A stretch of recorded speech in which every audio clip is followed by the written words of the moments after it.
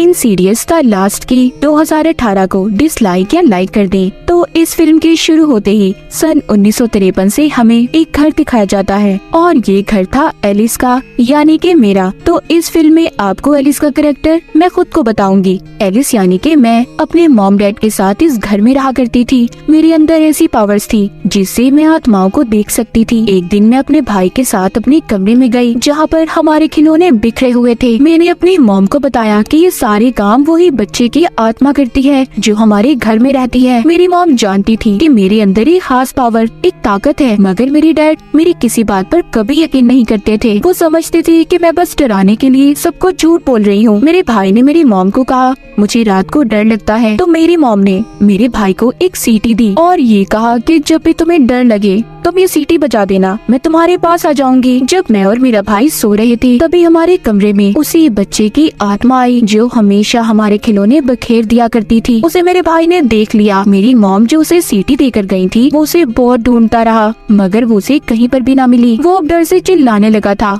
उसकी आवाज सुनने के बाद मेरे डैड वहाँ पर आ गए और मुझसे पूछा क्या तुमने फिर से कोई आत्मा देखी है, जिस पर मैंने हाँ बोला। तब मेरे डैड मुझे नीचे ले गए और बहुत मारा, बेसमेंट में बंद कर दिया था क्योंकि वो मेरे बारे में ये जानते थे कि मैं जानबूझकर ये सब कुछ करती हूँ। मैं लोगों को डराती हूँ क्योंकि मेरे डैड मेरी इन हरकतों की वजह से तंग आ चुके थे कि मुझे भूत प्रेत आत्माएं नजर आती हैं। तभी अचानक से वहाँ पर बेसमेंट की लाइट बंद हो गई और तभी मुझे वहाँ से एक आवाज आई जो मुझसे कह रही थी कि अगर तुम्हें रोशनी चाहिए तो तुम्हें ये दरवाजा खोलना होगा। दूर एक दरवाजे से जो बेसमेंट में बना हुआ था उसके सुराख से रोशनी बाहर आ रही थी और ये आवाज भी मुझे वहीं से आई। वहाँ पर उस दरवाजे की चाबी भी थी। मैंने उस दरवाजे को खोल दिया जो मेरी बहुत बड़ी गलती थी। उस दरवाजे से एक शैतानी आत्मा बाहर आई और उसने मुझ पर अपना कंट्रोल कर लिया और उस चीज ने वहीं पर मेरी मॉम को भी मार दिया। जिसके बाद वक्त गुजरता गया, मैं बड़ी हो गई और अपनी मॉम की मौत का कसूरवार खुद को समझती थी। एक दिन मैंने अपने घर पर एक लड़की को देखा जो बहुत अजीब हुलिये में थी। मतलब वो एक आत्मा थी जो बस मुझे ही नजर आ रही थी।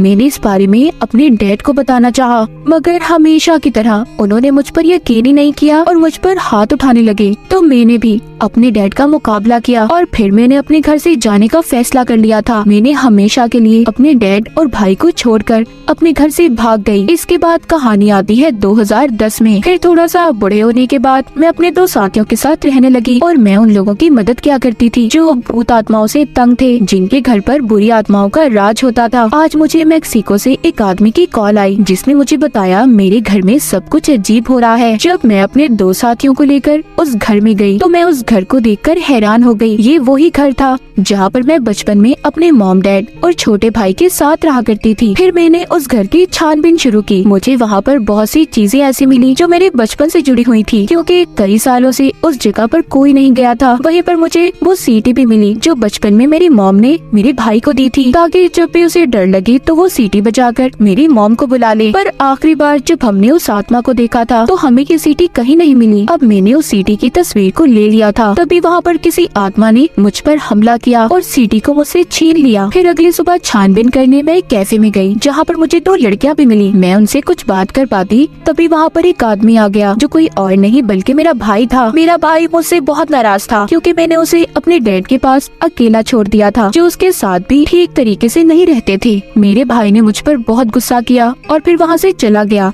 मुझे जो लड़कियाँ मिली थी वो मेरे भाई की बेटियाँ थी। मैंने अब उस सीटी की तस्वीर को अपने भाई की बेटी को दे दिया और कहा इसे अपने डैड को दे देना। उसी रात में अपने घर वापस आई जहाँ पर मैं छानबीन करने आई थी और जो मेरे बचपन का घर भी था वहाँ पर मुझे फिर से सीटी की आवाज आई। वो आवाज दीवार के पीछे से आ रही थी मगर जब मैंने पास जाकर देखा तो वो कोई दीवार नहीं बल्कि एक दरवाजा था। मैंने अपने डैड की रखी हुई चाबियों से जब उस दरवाजे को खोला तो वो सीटी मुझे जमीन पर गिरी हुई मिली। साथ ही मैंने वहाँ पर एक लड़की को देखा जो एक इंसान थी।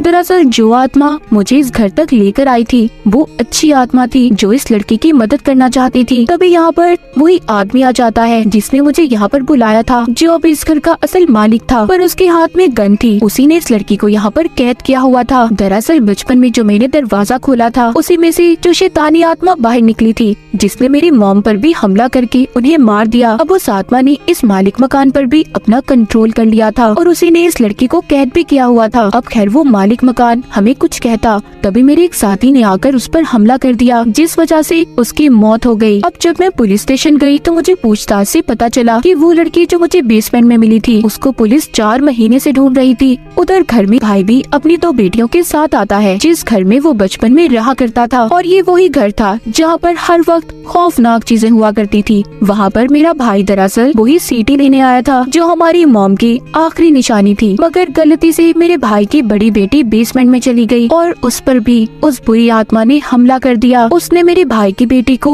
आत्माओं की दुनिया में कैद कर दिया, जिससे असल दुनिया में वो कोमा में चली गई। अब मैं अपने भाई की बेटी को बचाने के लिए कुछ भी करने को तैयार थी। अब जब मैंने छानबीन की तो मेरे सामने सारी सच्चाई आ गई। मुझे यहाँ पर पता चला आज से कुछ साल पहले जब मैंने बचपन में दरवाजा खोला था, जिसमें से बुरी आत्मा आजाद हुई जो दूसरी दुनिया से आई थी। उसने मेरी मॉम को मारने के बाद मेरे डैड पर अपना कंट्रोल कर लिया, जिसके बाद मेरे डैड बुरे काम करने लगे। वो लड़कियों को पकड़कर उन्हें कैद कर देते और फिर मार देते थे। आखिरी बार मैंने अपने घर को छोड़ने से पहले जिस लड़की को अपने घर पर देखा था, वो कोई आत्मा नहीं थी बल्कि एक लड़की थी, एक इंसान जिसको मेरे डैड ने ही कैद किया हुआ था। अब सब कुछ सच जानने के बाद मुझे अपने भाई की बेटी को हर हाल में बचाना था और दूसरी दुनिया से वापस लाना चाहती थी। अब खैर मैंने जब छानबीन शुरू की तो मुझे एक संदूक मिला। जैसे ही मैंने उसे खोला, बहुत अजीब था। वो बुरी आत्मा जो दूसरी दुनिया से आई थी, उसने मेरे गले को पकड़ लिया और मेरी भी आत्मा को अपने साथ दूसरी दुनिया में ले गई। फिर मैंने उस दुनिया में अपना बचपन देखा। छोटी एलिस ने मुझे बताया कि वो आत्मा जो हमारी दुनिया में है उसे की फेस कहा जाता है, जिसके पास हमारी दुनिया और दूसरी दुनिया की चाबियां हैं। तभी वो आत्मा पीछे से मेरे पास आई और उसने मेरा गला पकड़ लिया, जिसके बाद असल दुनिया में मैं भी कोमा में चली गई। वहीं पर मेरे भाई की दूसरी बेटी जो कि अपने बारे में अपने डैड को ये कहती है कि उसके अंदर भी मेरी जैसी ताकतें थी, वो आत्माओं को देख सकती थी, वो सीधा आत्माओं की दुनिया में जा सकती थी। इसीलिए अब वो मुझे बचाने और अपनी बहन को बचाने दूसरी दुनिया में आ गई थी। उसे वहीं पर उस लड़की की आत्मा मिलती है जिसको आखिरी बार मैंने अपने घर पर देखा था। वो उसे रोशनी देती है और ये कहती है कि तुम्हें उस दीवार के पार जाना है। उस दरवाजे के पार आ गई थी जहाँ पर बहुत सारे जेल बने हुए थे। उसी एक जेल में उस आत्मा ने मुझे भी कैद किया हुआ था। वहीं पर मैंने देखा एक जेल में से मेरे डैड बाहर आते हैं और उसी की फेस आत्मा ने मेरे जेल को भी खोल दिया और मुझे ये कहा, जाओ अपने बचपन का बदला लो अपने डैड से, क्योंकि वो मेरे साथ हमेशा से बुरा सलूक किया करते थे। मुझे गुस्सा आ गया और यहाँ पर मैंने यानी कि एलिस ने अपने डैड को ऐसे मारा जैसे वो मुझे बचपन में मारा करते थे। पर जब मैं ऐसा कर रही थी तो की फेस आत्मा को ताकत मिल रही थी, क्योंकि जब जब इंसानों के बीच नफरत बढ़ती है तो उसी की फेस आत्मा यानी उस शैतान को ताकत मिला करती थी। और जब मेरे भाई की बेटी यहाँ पर आई तो उसने मुझे मेरे डैड को मारने से रोका और मेरे स्टिक को भी लेकर तोड़ दिया, जिससे मैं अपने डैड को मार रही थी। मैंने देखा कि कीफेस ने मेरे भाई की बेटियों की आत्माओं को कैद किया हुआ है। मैंने उससे यहाँ पर एक सौदा किया कि वो मेरे भाई की बेटियों को छोड़ दे और मुझे मारकर यहाँ पर मेरी आत्मा को कैद कर ले। ये सुनकर वो कीफेस शैतानी आत्मा मुझे मारने लगी और साथ ही साथ मेरे भाई की बेटी को भी मार रही थी, जिसे उसने पहले पकड़ा था। उधर असल दुनिया में उसका जिस्म भी खत्म हो रहा था। तभी उस दुनिया में जहाँ पर मैं कैद थी, मेरे डैड ने उस कीफेस पर हमला किया तो उसने उनकी आत्मा को भी खत्म कर दिया और फिर जिसके बाद उसने मेरे गले में अपनी उंगलियां डाल दी। पर तभी मेरे भाई की छोटी बेटी ने मुझ तक वो सीटी फेंकी जो मुझे बचपन में मेरी मॉम ने दी थी। जब मैंने उस सीटी को बजाया तो वहाँ पर मेरी मॉम आ गयी। उन्होंने उस कीफेस शैतानी आत्मा को खत्म कर दिया। अब मैं अपने भाई की बेटी की आत्मा को उसके जिस्म तक पहुँचाना चाहती थी, मगर हमें वहाँ से निकलने का कोई रास्ता नहीं मिल रहा था। तभी मुझे एक दरवाजा मिला जिसकी चाबियां भी मेरे पास थी। जब मैंने उसे खोला, उसके अंदर जाकर मुझे अपने भाई की बड़ी बेटी का जिस्म नजर आया, जिसके बाद मैंने उसकी आत्मा को उसके अंदर भेज दिया। उससे हुआ ये, उसे असल दुनिया में भी होश आ गया। फिर मेरी मॉम ने मुझसे कहा, कभी भी अपने आप को मेरी मौत का कसूरवार मत समझना, और ये कहकर वो आत्माओं की दुनिया में चली गयी। जिसके बाद मुझे और मेरे भाई की छोटी बेटी को भी असल दुनिया में होश आ गया, पर हम बहुत जख्मी थे, जिसके बाद हमें हॉस्पिटल ले जाया गया।